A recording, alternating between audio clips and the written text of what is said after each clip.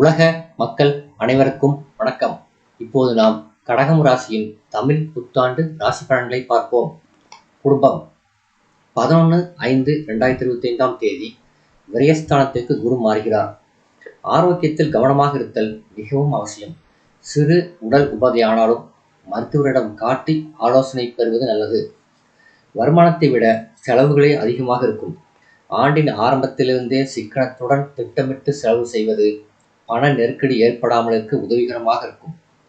குரு பகவானின் நிலையினால் நெருங்கிய உறவினர்களிடையே ஒற்றுமை குறைவு ஏற்படும்.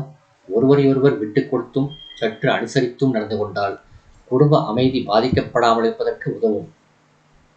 உத்தியோகம் மேலதிகாரிகளுடனும் சக ஊழியர்களுடனும் சற்று அனுசரித்து நடந்து கொள்வது அவசியம்.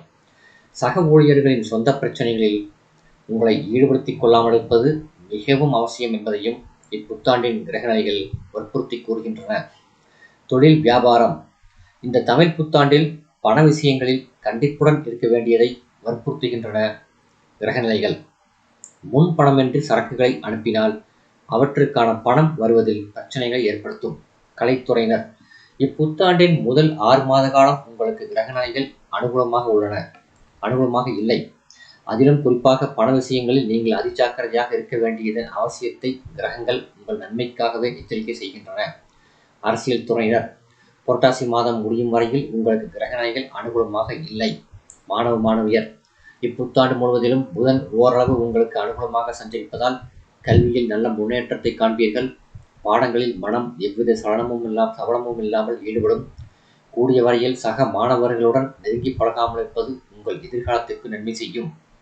விவசாயத்துறையினர் பூமிக்காரர்களான செவ்வாய் மட்டுமின்றி மற்ற கிரகங்களும் இவ்வாண்டு முழுவதும் உங்களுக்கு சாதகமாக வலம் வருவதால் உழைப்பிற்கேற்ற விளைச்சலும் வருமானமும் கிடைக்கும்.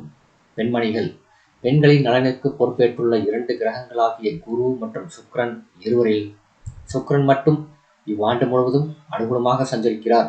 பரிகாரம் திருநாகேஸ்வரர் திருத்தல தரிசனம் நன்மை அளிக்கும். இந்த வீடியோ உங்களுக்கு பிடிச்சிருந்தா லைக் பண்ணுங்க, ஷேர் பண்ணுங்க, சப்ஸ்கிரைப் பண்ணுங்க. நன்றி.